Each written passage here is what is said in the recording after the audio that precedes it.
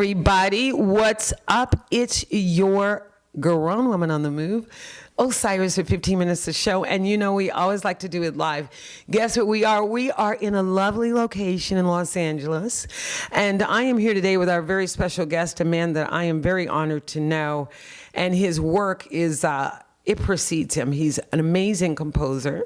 He is British, so when you hear his lovely accent, his name is Stephen Endelman, and Stephen is going to talk to us today about some of the projects that he's been doing. When I met him some time ago, he was doing, I think, some television shows and those kind of things. You said you did Madoff. Yeah, I think, right. I think when and we you were doing met. Squirrels to Nuts. Because we talked about it. As a matter of fact, it's on the first video because I have Squirrels to Nuts in 3 sections. Okay. So let's talk about where we come from since then.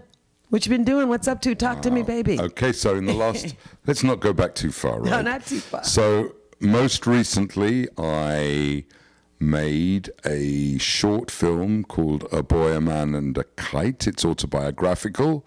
I'm extremely proud of it. It's been winning a lot of awards, and now it is in the, let's call it the hopper for the academies, for Oscar, and they're voting now until the 10th of December, and hopefully, maybe we might get up to the next stage. But if we don't, it's cool, because it's been a lot of fun, and it's been extremely cathartic. Now, let's talk about that a little bit more, because this is a subject, just so you guys know, all of you out there that may not have heard of Stephen or his work, I tell you, you're missing something. But his latest project, as he says, A Boy, a Man, and a Kite, is about Stephen's own life story. When you were in school, right? You were in a school in London. I was in a school in England, that's correct. And one of the professors there, the instructors, correct. Talk about that. So, okay, this is a long time ago. That's I was okay. 11 years old. I'm cool, it's fine. And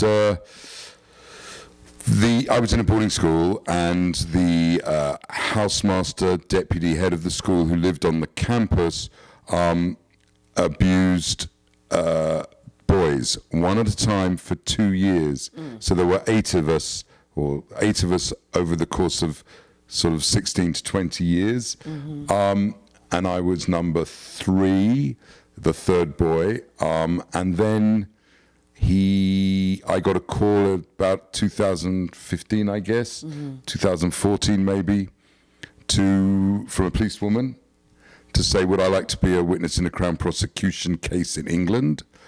And I said, yes, but he's been dead for 20 years. And she said, no, he's rather well living in Clacton-on-Sea. Oh, my God. Who told you he was dead? I said, the headmaster of the school told me that 20 years ago in a restaurant in New York. So 2 years later, took 2 years for them to build a case, me and another chap. The rest of them, the other witnesses actually didn't come to court. I went back to England, and the trial went on for 2 weeks. And then he went to prison. So now he's in prison. He's still in prison. He's going to be in prison for a while. Now, how were you able to internally take that experience and make a movie? I mean, this time from then to now, and as you guys know, he just said he's in the hopper, meaning they're voting, he's up for an Oscar nom about his story.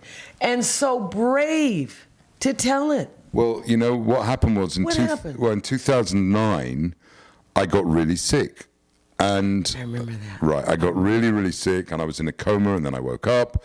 And then I started to put the pieces together about why I'd gotten sick. And it was the repression of never talking about this. I mean, that's what I believe. And I believe that. And so because I never talked about it, so I decided I would talk about it, not just so much for me, but really because as a man, we have a real hard time talking our truth, especially in these issues, because it's not what men do.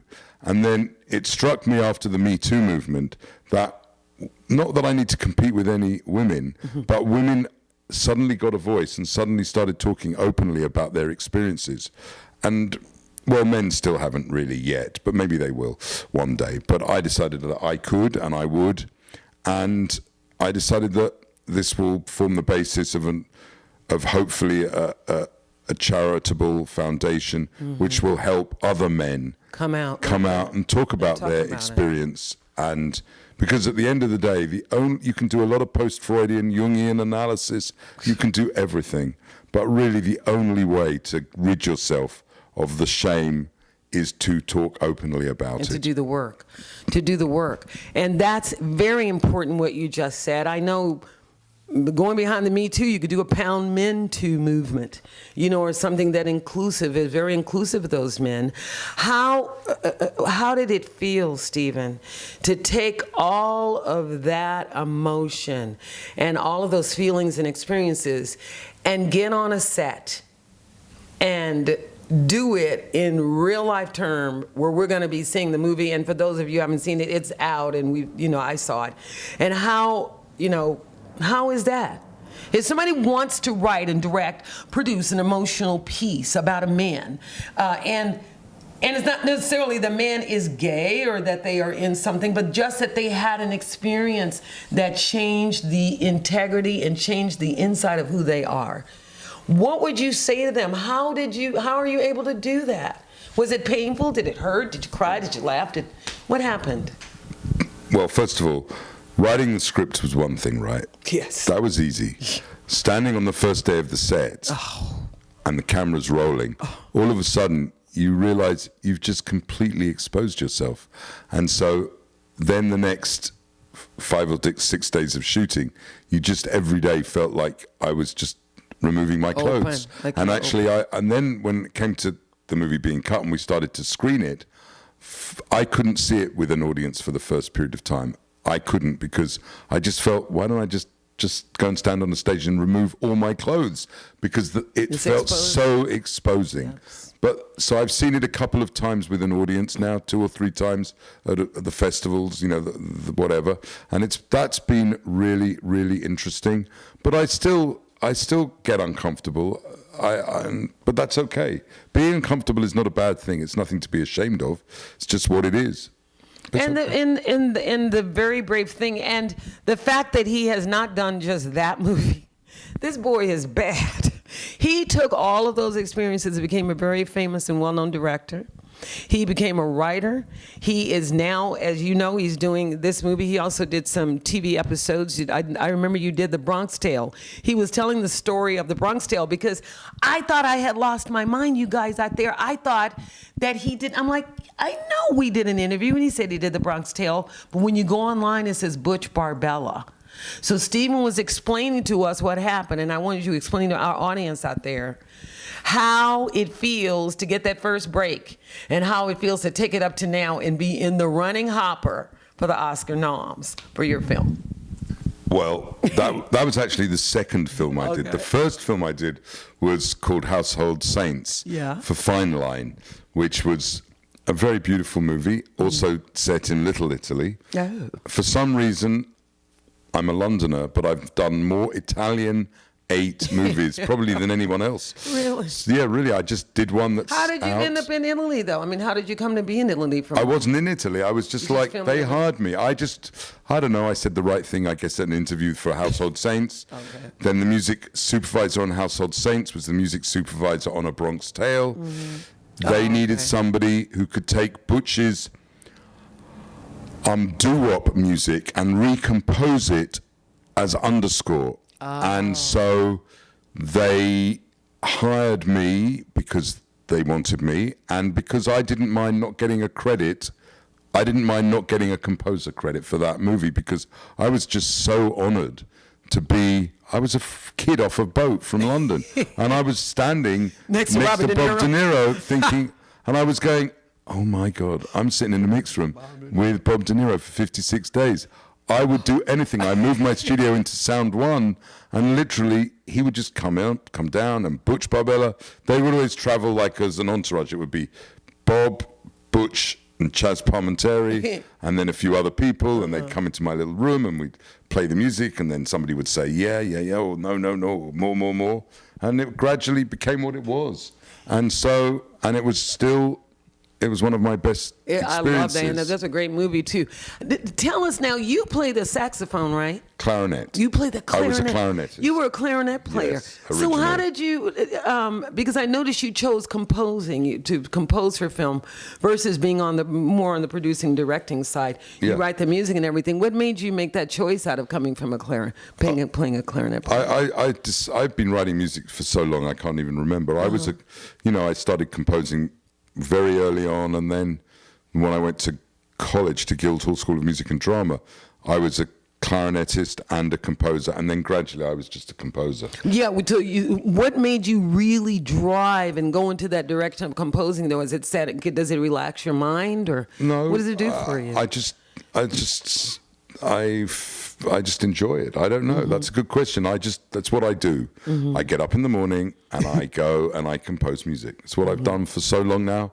I couldn't do anything else. Although now it's slightly different because, as I said, I've done that movie. Of course, I wrote the score for that movie as well, but for Boy Man Kite. But I've also just finished a musical based on the iconic British television show called Upstairs, Downstairs. Yeah, I know that one. Yep, and my partner in that is a chap called Matt Goss, who's a dear, incredibly talented man who had a big band back in the late 80s, early 90s called Bros. So we finished that. And the other thing I'm doing right now, which I developed an idea for a music television show about an African-American woman conductor of a famous conductor in this fictitious world who has to go back to Baltimore to solve her family's problems. And that is being written by Felicia Henderson, and starring Nicole Ari Parker, and it's sold to both Fox Studio and Fox Network, and we are hoping to be shooting the pilot in next beginning of next year. That's correct. When Nikki finishes on Empire. Yeah, she's just on there. And I just did a movie that just came out. It's been in the cinemas, a really good movie called Bottom of the Ninth with Joe Manganiello and Sofia Vergara. And all those people that I've worked with since the beginning of my career. Michael Rispoli, Burt Young. The greats. Yeah, the greats of New York. The great people. Because I'm still from New York. That you people may not hear about, but trust me, if you're in the industry, please bother to find out who these people are. Don't go around and call yourself directors, producers, writers, filmmakers, composers, and don't know who this man is, okay? Bother to go on the Google, whatever you have to, even if you have to sneak and hide because you feel ashamed, you don't know who it is, please find out. So if you want to know more about Stephen Endelman and what he's doing, are you StephenEndelman.com? Is that your website? Yeah. StephenEndelman.com. What about Facebook, Twitter, Instagram, Snapchat, all of those under Stephen Endelman? Only Stephen Endelman. Only Stephen Endelman. There won't be anybody else using his name, so you don't have to look for the real Stephen Endelman. He is the real Stephen Endelman. Thank you, Stephen. Don't forget about 15 minutes to show. Don't forget to go on our channel and subscribe. You know you want to, and we'll see you next time. And don't forget, be a good person.